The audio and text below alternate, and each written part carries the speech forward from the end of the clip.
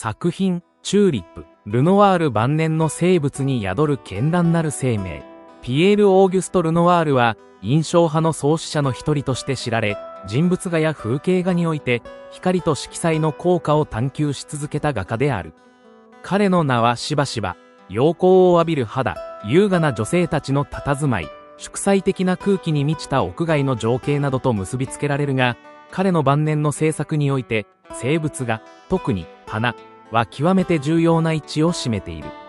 本校では、その中でも1905年頃に制作された、チューリップに焦点を当て、画面に息づく形態と色彩の詩学、そしてその背景にある芸術的施策について、詳細に読み解いてみたい。花は、戦闘場面である、生命力と情熱の工作。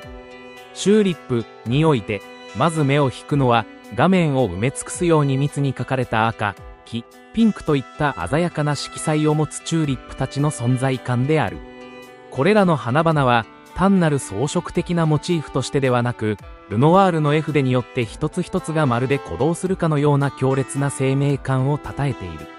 彼は晩年、自身の花の絵について、親交のあった画商ボラールに対して、花を描くことはドラクロワの戦闘場面のようなものだと語ったと伝えられている。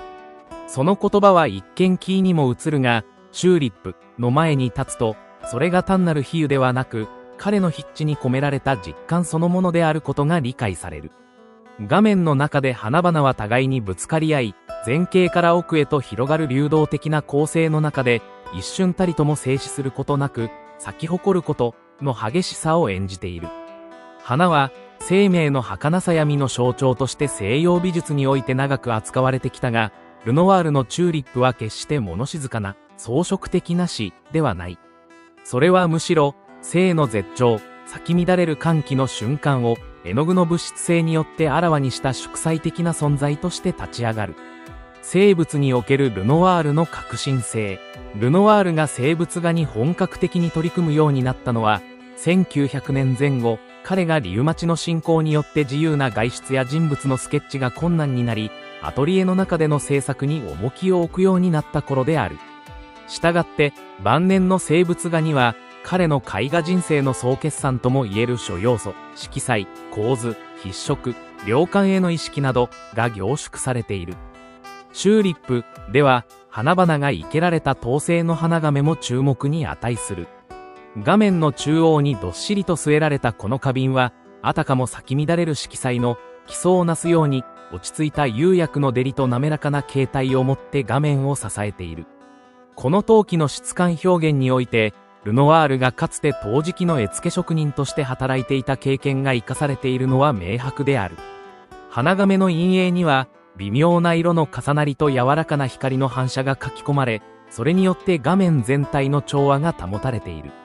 このようにしてルノワールは、花の持つ色彩の本流を物質的な支柱によって画面内に定着させることに成功している。彼の生物は、伝統的なモチーフの陳列としての生物とは異なり、色彩の運動と量感のバランスを綿密に計算した上で成立しているのだ。色彩の音楽、セザンヌとの対比において、本作、チューリップは、2025年に三菱一号館美術館で開催される展覧会、ルノワール×セザンヌモダンを開いた二人の巨匠において、セザンヌの青い花亀の花などと並んで紹介される。本展の試みは、異なる芸術理念を持った両者の生物画を対照的に並べることで、それぞれの絵画世界の特質を浮かび上がらせることにある。セザンヌが形の厳密な構成と画面の幾何学的構造を重視したのに対し、ルノワールはあくまで視覚の快楽、触覚的な感覚、そして光によって包まれるような色彩の公共を追い求めた。チューリップの色彩は、もはや自然の再現ではなく、感覚と感情による再構成としての視覚的音楽とでも言うべきものである。明確な輪郭線が配され、あらゆる形が柔らかな筆致によって滲み合うことで、画面全体に芳醇なリズムが生まれている。このようなルノワールの色彩操作は、決して偶発的なものではない。彼の晩年の手紙や会話には、光と色を音楽のように組み合わせてゆく意図が幾度も語られている。チューリップの画面から響いてくる色彩のハーモニーは、まさにその思想の結実であり、見る者の感覚を陶酔させる魅力を備えている。肉体性と視覚の快楽、ルノワール芸術の最終章。生物画におけるルノワールの表現は、人物画における肉体の官能と同質の感覚を伝えている。彼の筆は、花びらの一枚一枚を、あたかも肌のように描く。厚塗りの絵の具が、布ではなく肌をなぞるような感触を与えるのは、そのような視覚的快楽の追求に裏打ちされているからだ。これは単なる装飾主義ではない。ルノワールにとって、とは、触れられるような実在であり、絵の具という物質を介して、眼前に浮かび上がる現実そのものだった。彼の花の絵は、その理念を最も純粋な形で具現化した成果である。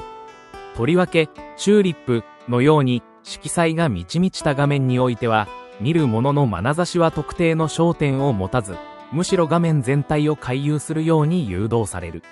その視覚体験は、静止したイメージというより、視覚の中で起きる運動そのものであり、感謝の体をも巻き込むダイナミズムを生み出す。まさにルノワールの目指した触れるような絵画であり、絵画と体の境界を曖昧にする力がここに宿っている。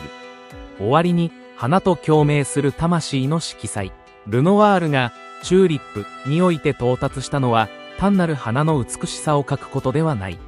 それは花を媒介として色彩の中に存在する生命そのものを描き出す試みであり、画家自身の魂の共鳴でもあった。晩年のルノワールはリウマチによる苦しみを抱えながらも筆を握り続け、筆をくくりつけた手で花を描いた。痛みにもかかわらず、痛みの中でこそ、彼は絵筆によって色彩の歓喜を引き寄せたのだ。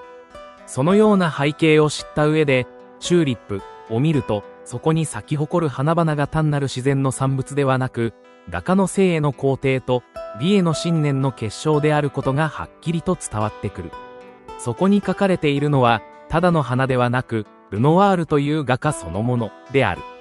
本展において、この作品は、セザンヌの静筆な構築味とは異なる形で、見る者に絵画という芸術のもう一つの極を指し示している。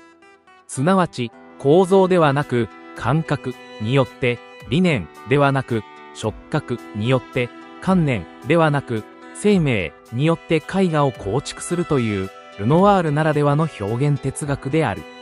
チューリップは、そうした哲学が結晶した色彩の祝祭にして、生物というジャンルにおける最も豊穣な果実の一つなのである。